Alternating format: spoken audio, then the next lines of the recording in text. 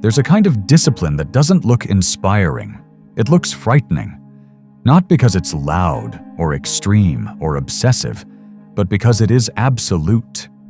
This is the story of a man who rebuilt his life not with motivation, but with a method so unforgiving that even his closest friends said, "Bro, this is scary."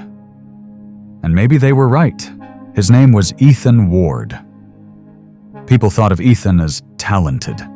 That was his curse. He was smart enough to impress everyone, and inconsistent enough to disappoint himself. Every January he set goals. By February, those goals were memories. Gym? 4 days, then nothing.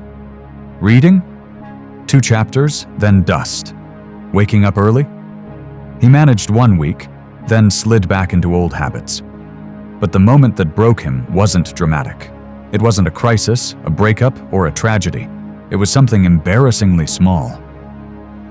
One day he woke up late, again, and found a sticky note on his laptop written by his little sister. "Did you give up again? I believe in you. Don't quit this time." She meant it kindly. But to Ethan, those words cut deeper than any insult. He realized he wasn't losing battles. He was losing trust, and not trust from others, trust from himself. That night, he promised something quietly. "I'm done negotiating with my own mind." But he didn't know how to change, until an unexpected mentor appeared. It was a rainy evening when Ethan missed his bus home. He sat on a bench, tired, frustrated, disappointed, again. An old man in a gray coat sat beside him. He looked peaceful, almost too peaceful for a crowded station.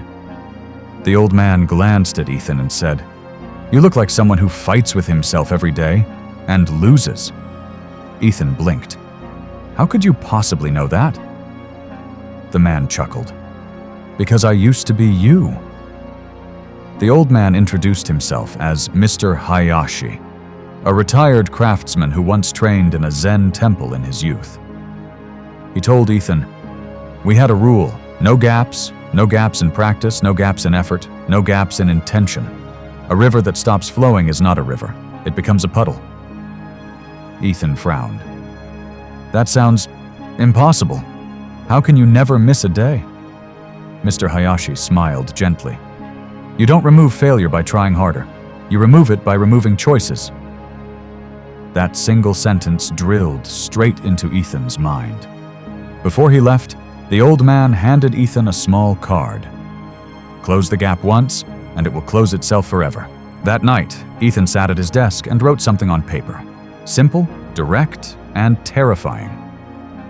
"I am a man who trains every morning at 6 a.m., every day, no gaps, 90 days. Not I want to, not I'll try, not I hope, I am." He signed it. Then, heart pounding, he posted it on his Instagram story. He expected encouragement. Instead, he got realism. "Bro, you say this every year, haha. No way you last a week. Why so dramatic?" Perfect. Each message became fuel. He taped the declaration above his bed. The war had begun. Ethan set his alarm for 6 a.m. Day 1, the alarm rang. His brain attacked instantly. "Too cold. You slept late. Start tomorrow. It's just one day." But this time, something was different. Looking at the signed declaration above his bed, knowing 300 people had seen it online, the cost of quitting had become heavier than the weight of effort. He got up. He did a short workout. Not perfect, but real. Day 3, his body resisted. Day 7, he overslept, but still did the workout the moment he woke. Day 10, temptation returned. His mind whispered, "Just delay it. You're tired. You deserve rest." Ethan whispered back, "I don't negotiate." But then, a new problem emerged. He woke at 6 a.m. daily, but every morning he wasted time deciding, should I stretch first? Should I run? Should I lift weights? Should I do yoga today? Hundreds of tiny decisions, thousands of cracks where the old Ethan could sneak back in. He remembered Mr. Hayashi's words. You remove failure by removing choices. So Ethan removed every choice. He locked in a ritual. 15 squats, 15 push-ups, 15 sit-ups, 10 minutes of stretching, 5 minutes of cold water on his face. Always in the same order. Always at 6 a.m. every day. Week 2 felt mechanical. Week 3 felt boring. Week 4 felt mind-numbing. But then something strange happened. Halfway through week 5, Ethan realized he had started doing the routine before he was even fully awake. His body had stopped asking for permission. The practice had begun doing itself. It was terrifying and exhilarating.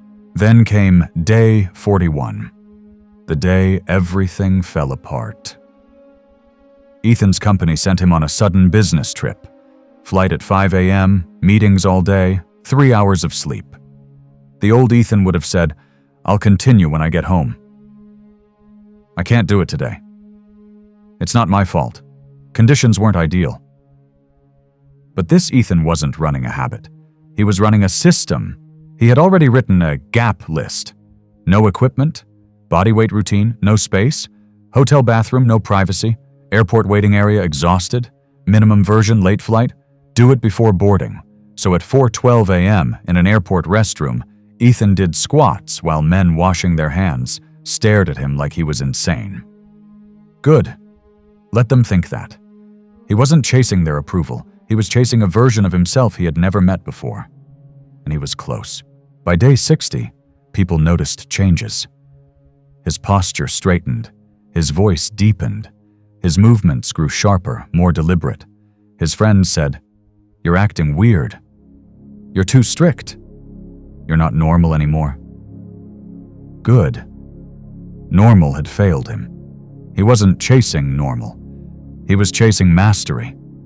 His little sister, the one who left the sticky note, asked him, Are you okay? You're so different. Ethan smiled. For the first time in my life, I'm exactly who I said I'd be. Day 90 arrived quietly. No fireworks, no applause, no dramatic transformation.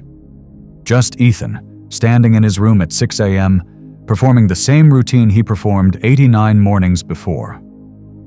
But this time, it felt different. Not like a habit. Not like discipline. Not like effort. It felt like identity. He wasn't doing the routine. He had become the type of man who could not do it. The declaration on his wall wasn't a challenge anymore. It was a mirror. Weeks later, Ethan visited the bus station again. Same bench, same spot. But this time, he didn't feel lost. Mr. Hayashi was there again, sitting quietly. Ethan bowed respectfully. I closed the gap. The old man smiled. No, the gap closed you. That is the difference. Ethan asked, What do I do now? Hayashi stood up slowly. Simple. Close the next one. The old man walked away, leaving Ethan alone with a new truth. Discipline isn't a finish line. It's a transformation. You don't force consistency. You become consistency. And that is where fear ends and greatness begins.